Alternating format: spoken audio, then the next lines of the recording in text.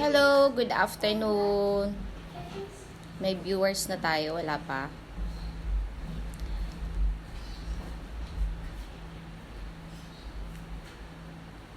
I'm inviting my friends, my students to watch this live tutorial on how we can avail the 5,000 cash aid from the Department of Labor and Employment. Okay. So we'll just hold on for 5 minutes for us to be able to have more viewers. So this tutorial will have more essence on why we are doing this. So I would like to set a disclaimer that this is nothing so really an expertise, but basically I am doing this in order for me to help other employees like me who are badly affected by the COVID virus. So for the information of everyone, I am also an employee who is working in a private company. As a matter of fact, I have two jobs. One is I am a professor by profession. I'm teaching, and at the same time, I'm a marketing specialist. So I would like to share this information because there's a lot of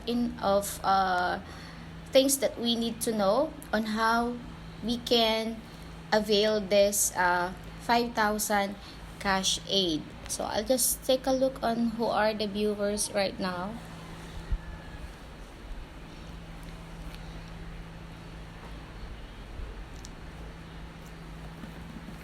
Okay, let me start. So all employees in Luzon, regardless whether you are part-time, you are regular, or probationary, we are all entitled to avail this 5,000 cash aid because the government has set an approval for that. There is a 1.3 billion fund as approved by the Department of Labor. So this is how to do that. I will teach you the 3 easy steps. There is a form. Okay, so this is the form that we need to accomplish.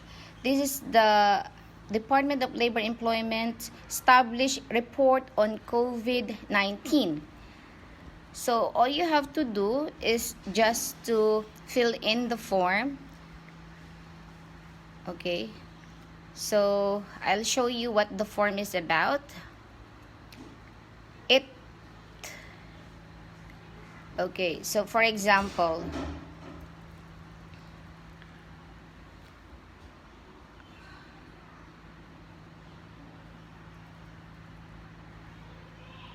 okay, so it will ask you to accomplish the form. Just you have to indicate the name of the employer and how many are the employees.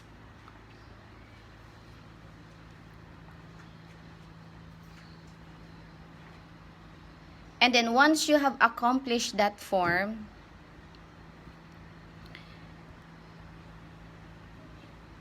you also have to prepare or to accomplish your latest payroll sheet. So this is a prototype of payroll sheet. For example, for the ABC company, you have to submit through the DOLE to the central office of the DOLE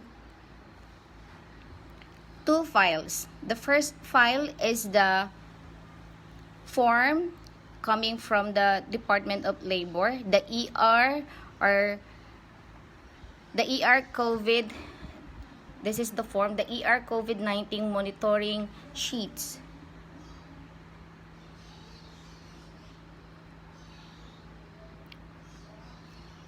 And then along with that form, you will attach the latest payroll sheets.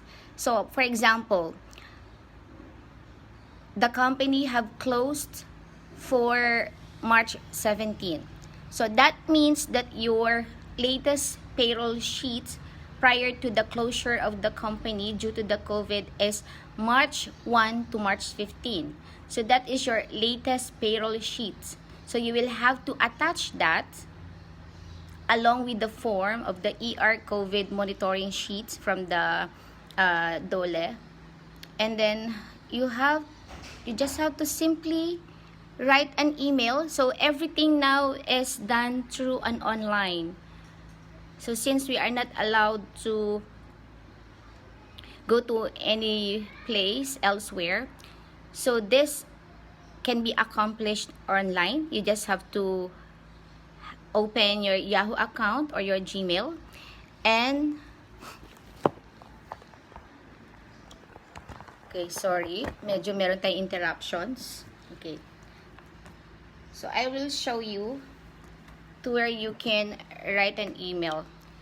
So this is the contact information of the DOLE. You can actually call at the DOLE hotline 1349. But then, to be honest with you, it's quite difficult at the moment for them to pick up calls because there are hundreds of people who, like us, would like to avail that.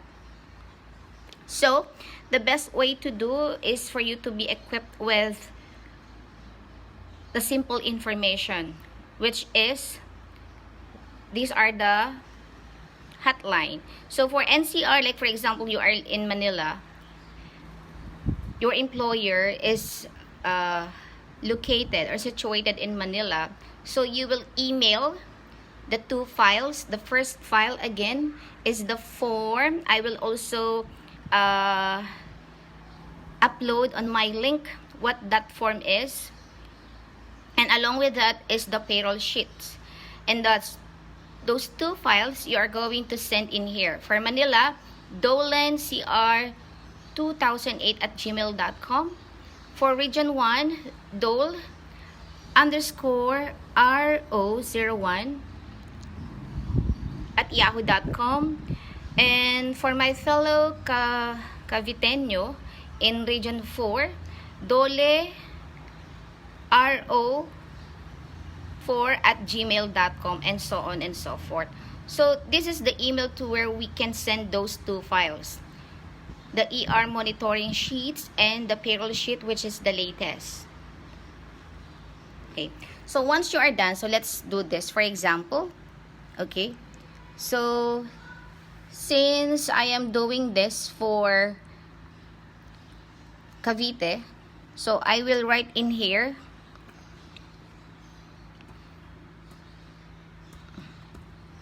so DOLE Region 4A at gmail.com. Yan. And then for your subject, it is best that you will write your company's subject. So for example, I am working at ABC Company.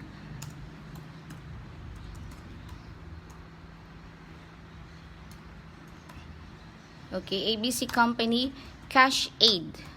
So that should be the subject. So this is, for example, I'm writing an email for the DOLE, the Regional Office of DOLE Region 4, and my company, for example, is ABC Company. So you will just have to write in there on the subject, ABC Company Cash Aid. And then just write a simple greetings of peace or whatsoever, like that. And then you attach on this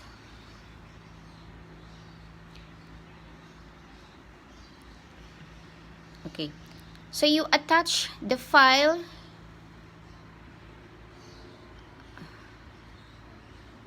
that you have saved.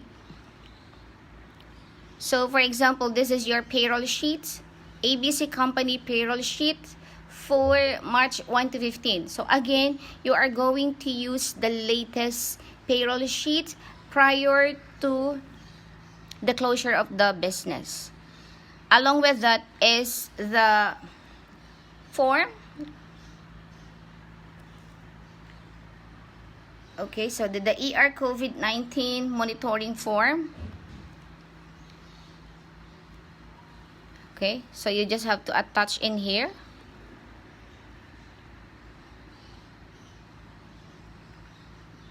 So say for example,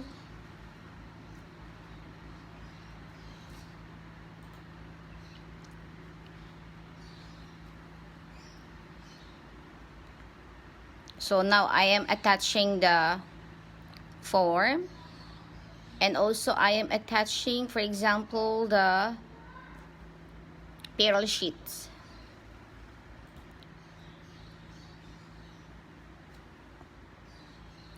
So this is our payroll sheet, for example.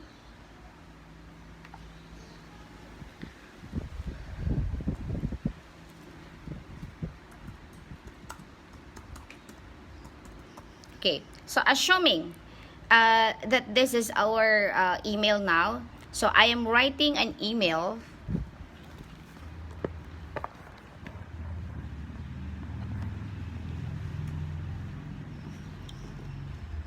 Okay,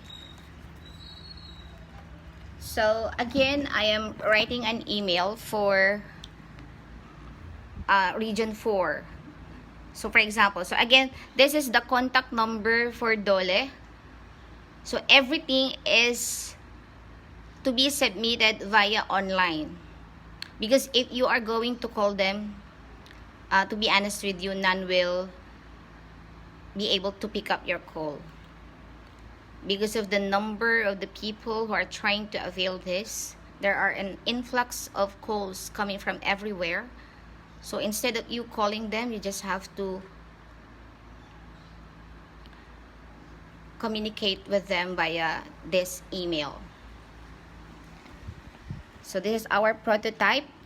Dole Region 4A@gmail.com, ABC Company Cash Aid, and this is, for example, my ER COVID-19 monitoring form. For example, my company is FLMF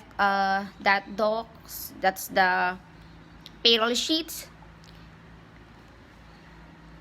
Okay, ABC Company payroll sheet, for example. Okay, and then you just have to send, and that's all. So that is our easy step on how you can avail the 5,000 cash aid. Now, do you have any question as for the people who are currently watching this? There are 33 of you who are watching. Please wave, give me a wave, and you can post in your question. Otherwise, if there is no question, I will be signing off in 5 minutes. So I will give 5 minutes for you to ask me question if there are some clarification on this short video tutorial. By the way, while the question is waiting to be raised, I just want to set a disclaimer that the approval of this will be depending on the Department of Labor Employment Regional Office. It doesn't necessarily mean that when you apply for this, it will be approved. Okay, because they still have to check the veracity of the files that you submitted to them, because of course they don't want people to take advantage on this program. They wanted to make it sure that everything is correct and legit, because they don't want to give the amount to the wrong person. So the qualified are, again, the regular employee, aside from the regular employee, the part-timers, the probationary, the contractual employee are all qualified for this, for as long as you are working in Luzon. And this is also applicable for those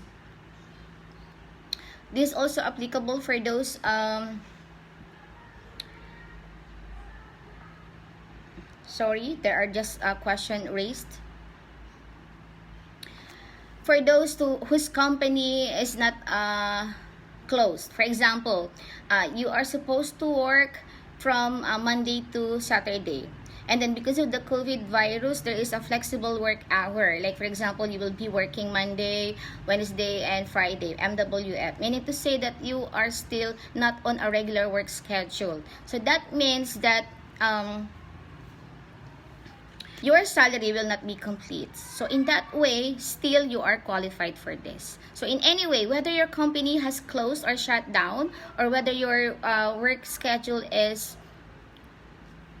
reduced, you are qualified. So I'll be answering some question from Mr. Jason Lasconia. Ma'am, yung company ba dapat mag-process yan, or should it be processed by the employees individually? That is a good question. This is the process, okay?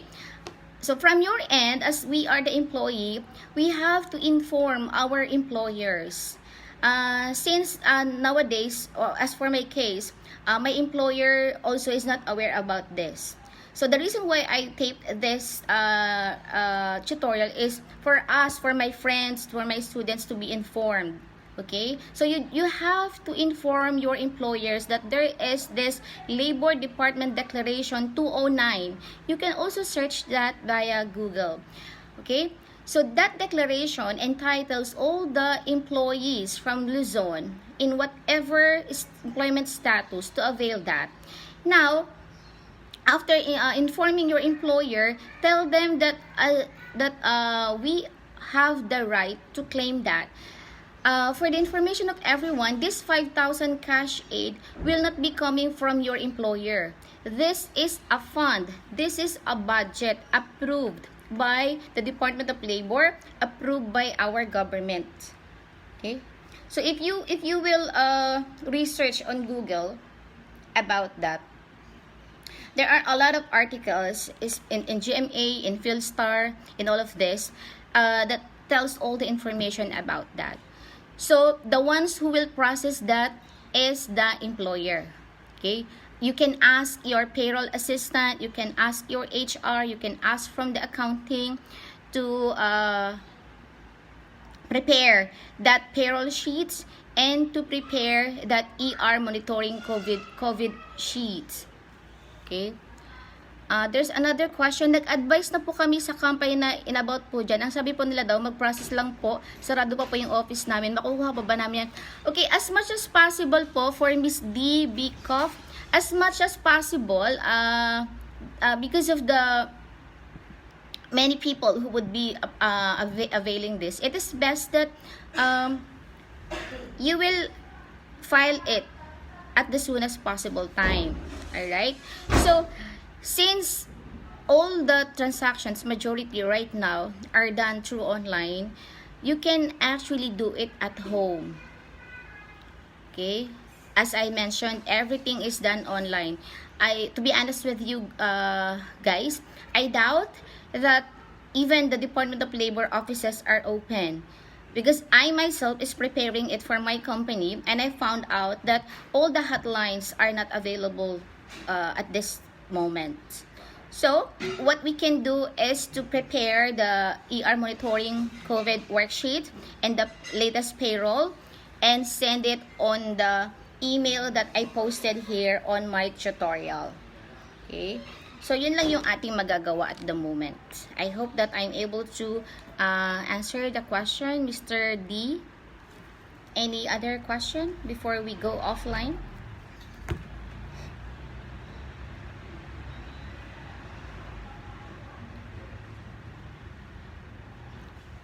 So I'll be posting again the hotline and the email.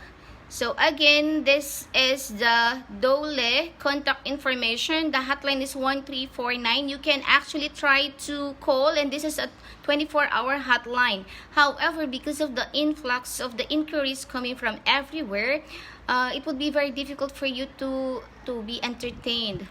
Alright, so the best way for you to do is just to prepare the two files. The ER monitoring, accomplish that along with the latest payroll sheets and send it on this. So you just have to identify in which region your company is. So for Metro Manila, you have the NCR Dole NCR 2008 at gmail.com. For Cavite, for example, Dole Region 4A at gmail.com, and so on and so forth. Okay, so we have another question from Mr. Jason D. Lasconia. Payroll sheet and payroll sheet and ER COVID form, where we should get that. The payroll sheet will be coming from your company. It has no standard format.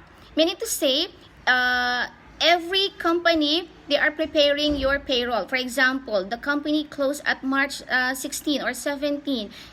Meaning to say that you had received your payroll from March 1 to March 15. So, that March 1 to March 15 payroll sheet that your HR or accounting had prepared should be the one that will be attached to the email. That payroll sheet will be coming from your employer. There is no standard format for that. Any format. The ER COVID form, actually, I'm just so lucky that when it was announced, at the moment that it was announced, I was talking with a person from the Department of Labor, and they sent to me the form. So, just stay put on the page. I will upload on the page about that ER COVID form. Okay? Hanggang kailan po yung program na yan, ma'am? Okay? As per Mr. PJ Guevara. To be honest, there is no clear information up to when. But then, since the community quarantine is effective March 14 to April 14, so on that span of time, we can avail that. So the process is like, after you are able to prepare the payroll sheet and the ER COVID form, within 3 days, the Department of Labor will have the assessment. So your company, through your employer, they will send an information whether your application for the 5,000 cash aid is approved or not. Now, if it is approved within 2-week time, okay, in a span of 2 weeks, they will forward at your bank account the 5,000 cash aid. So it is also important that along with the information that you will submit, specifically on the payroll sheet, you have to indicate there your employee or employee's bank account information, to where they can easily forward online the amount of 5,000 cash aid. Alright? So, in a short while after I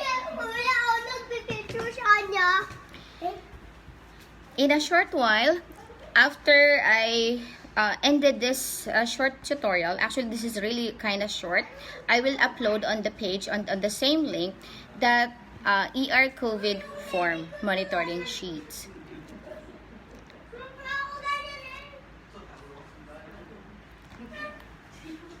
Alright, according to Mr. Val Valento, sino po ang ma-approve at hindi? Okay? So, ito yung provision for that. Hold ko lang for a while. I'll document I legit. So, please do not so again, to answer the question of Mr. Val Valento, sino po ang ma-approve at hindi? Alright, so in this situation, there are people who would try to take advantage of this fund. So the Department of Labor has the rights, the full rights and authority to check whether the documents that you had submitted is legit or not. So if you will be submitting, like for example, a fictitious information or fictitious name of employee just for you to be able to get that 5,000, therefore, the whole application will be denied. Okay. So, I guess that would be all for today. So, again, just to summarize on how you could be able to avail that 5,000 cash aid. So, first, you have to accomplish the...